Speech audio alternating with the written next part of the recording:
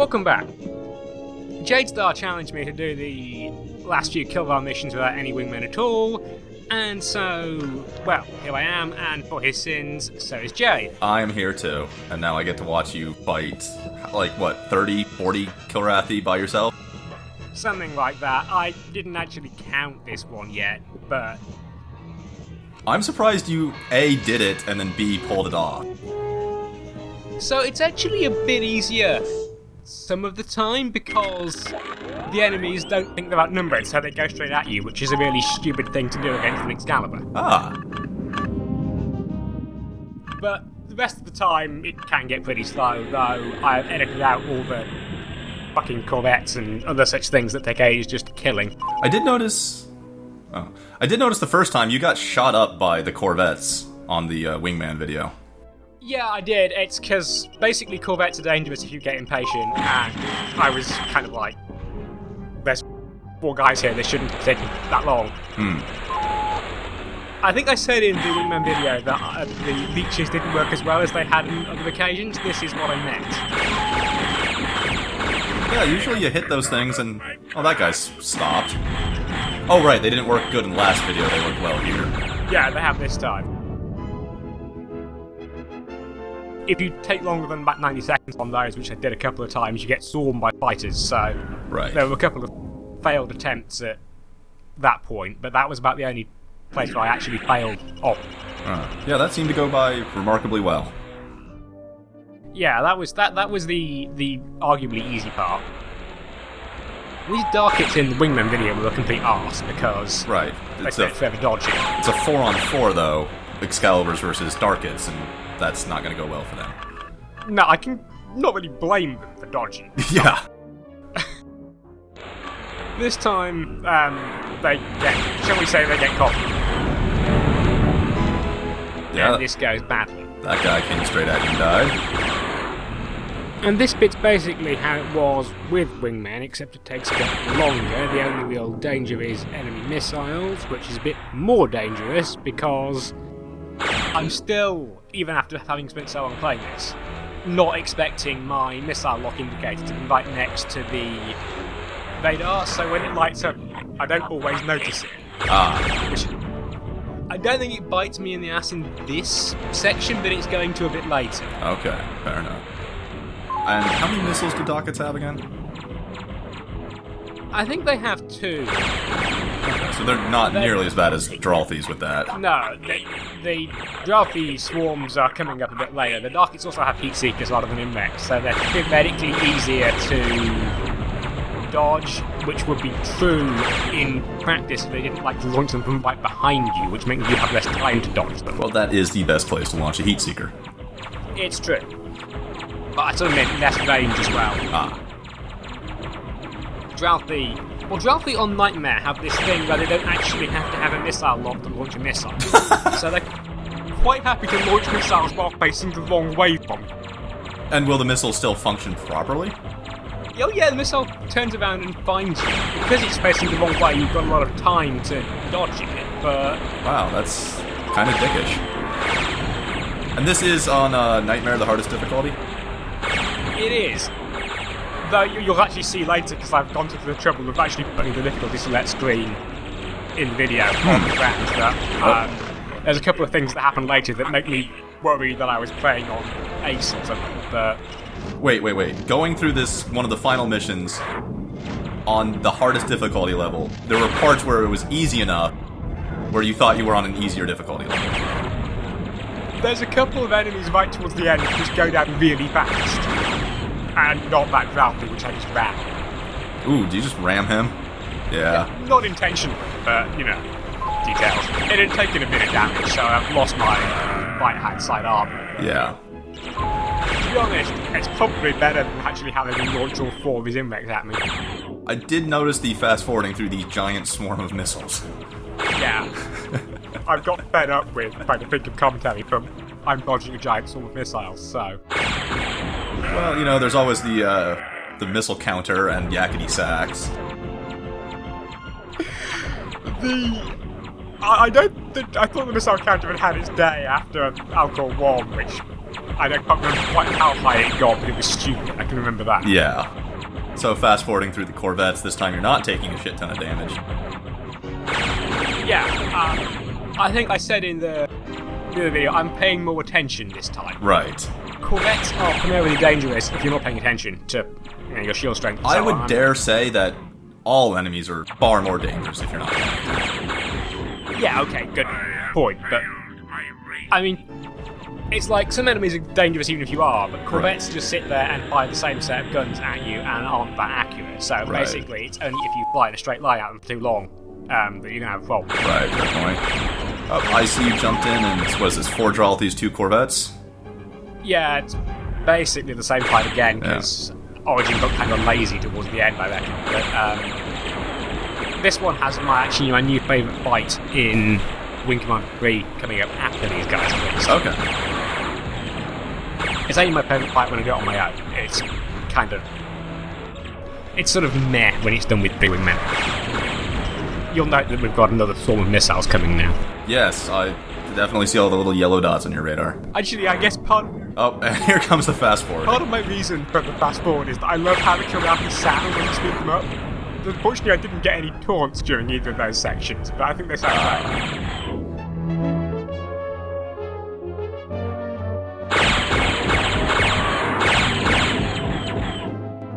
It was kind of weird coming back to the Excalibur after playing through Saga all the way, because like Saga's Excalibur, which you spend forever in, auto tracks from a lot less far out, so I spent a long time sort of not firing my guns when I could have hit, because I was thinking, it's not going to hit from there, but actually it was.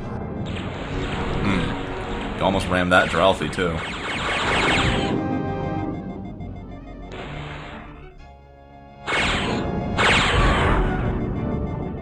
Now you got... Whoa, thought you were going to hit that way too. You've got like 12 missiles on this thing. Do you not spend them on Dralfies? So, I should do. I mean, that's what the Imrex were for. I've got 3 Fenrir 3 leeches, and 6 Imrex. Is this a case of giant robotic crab syndrome? Okay, I don't know what that means. You'll have to tell me this one. Okay, do you watch the Yahtzee videos? Was it Zero Punctuation? No, I don't, so... Okay. Have you played Mercenaries 2? No, on the list of like things I was going to play but never got around to, I think. Okay, have you at least seen the LP and know what the game is? Yeah.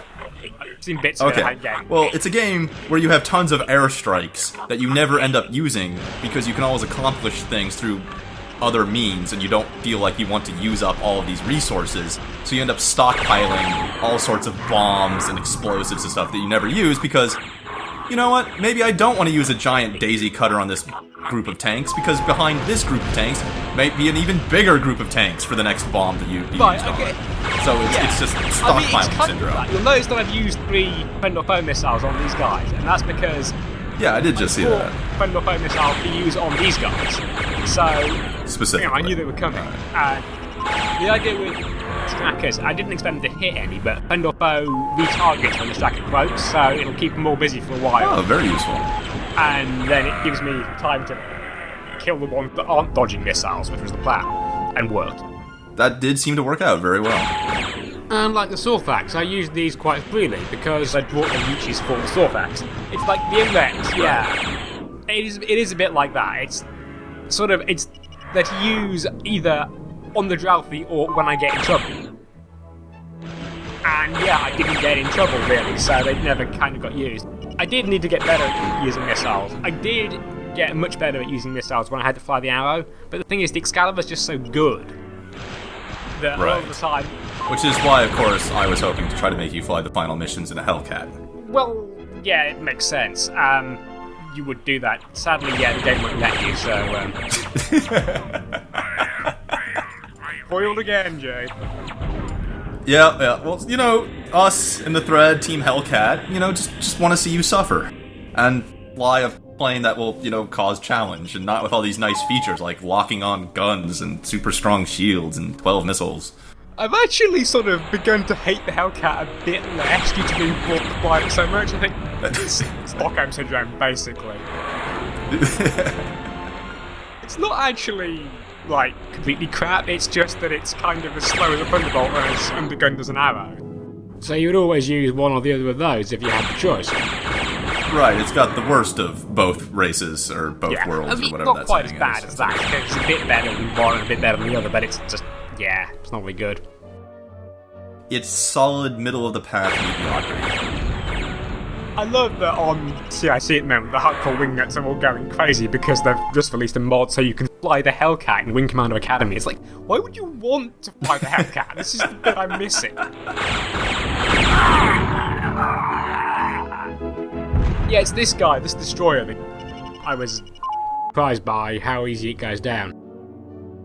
How few hit points it turned out to have, but it did the same thing in the Wingman video afterwards, actually, so I think it was just... Right. Apparently it has a weak spot in... Where did this Darket come from, way the hell out there? I don't know, it shows up like 30 seconds into the fight, and it's about 90k away when it does. I guess it got lost or something, or went back for a cup of tea, whatever the Kalafi drink. It's probably not tea. Maybe it was just like trying to, be the photographer or something, record, and then you just shot their cameraman. I'm not sure if that's... this is theoretically a covert operation, right? So probably that's a good bit. It's a good point. Not entirely sure how covert leaving the wreckage of several Kalafi squadrons in my path actually is. I will say one thing about the whole covert operations thing. Like, the cutscene is like, there are, like, thousands of ships around Kilraw, and then there's also, like, thousands of ships at the, the Confed strike point where they're all gathering up, and it's like, you're trying to sell this off as it's a desperate last stand, last attack thing, but it looks like you guys have fucking ships everywhere. Yeah, the stage directions for that cutscene say, make it clear the Confederation are outnumbered, which they really don't. But they are supposed to. And they don't even really sell the desperation. Like, this Templar bomb is supposed to be, like, the last-ditch hope kind of thing, right? Yeah, and Eisen says it's a long shot, but you're the one piloting what has to be done. But and then Thraka, that's the prince name, right? Thraka? Yeah. And Thraka's like, oh, invasion of Earth, mustache twirl, etc., etc. It's like, I don't feel like we're losing the front lines, considering how the entire game has been wiping the floor with you guys. Yeah, a lot of the early missions are sort of covering evacuations or retreats or shit, but towards the end, you are, as you say, always on the offensive. Now, I get kind of that's because Thrakath's pulled his entire fleet back to Kilraw to reprovision and whatever, but... Right. Yeah, the only reason you know about the desperation is if you actually do the losing ending. But you wouldn't normally see that, so... Yeah. There's just somewhere there's a little bit of a disconnect between gameplay, the cutscenes, and the intended plot of desperation and last stand. Yeah, they don't sort of blow up the whole destroying a planet thing the way they really ought to, I think. Right. Because like you say, it doesn't feel like it's a them or us situation as much as it really should. Yeah. But then a lot of, like, Wing Commander 3 was a test run, and they got various things, including the writing right for 4. Anyway, yeah, this is just me proving that I was on Nightmare honest. Awesome. Wow, you did that actually with less damage than you took the previous time with Wingman. Yeah, because I was flying well this time, as opposed to Wingman where I was flying badly. And you didn't get Vagabond killed. This is true. Which seemed oddly scripted. Yeah. Which, again, I think is their attempt to try to make the desperation set in, but forcing it kind of poorly. Yeah, I guess you're probably right on that. It's supposed to... I guess this is a desperate, high-risk mission, but yeah, it kind of isn't. Yeah. So, yeah, that then is how you fly that mission without Wingmen. I will be doing the next one without Wingmen as well, and then probably I'll only do the final one without Wingmen because I would send Flint home immediately on the other run anyway, so it would be no different. Does the ending change depending on, like, Wingmen dying in the final mission? Not in the general case, but Flint, given that we're dating her specifically, yes. Ah, fair enough then. That's why it's worth putting in the effort to keep Flint alive. I have been informed that, in theory, Maniac will actually follow a return to base order in these missions, so I could keep him alive if I really wanted to. But it's Maniac. And on that note... Well, I've been Jade Star. I've been Alanin, thanks for watching, this has been Wing Commander 3 Heart of the Tiger, and see you next time when we find the Temblor Bomb.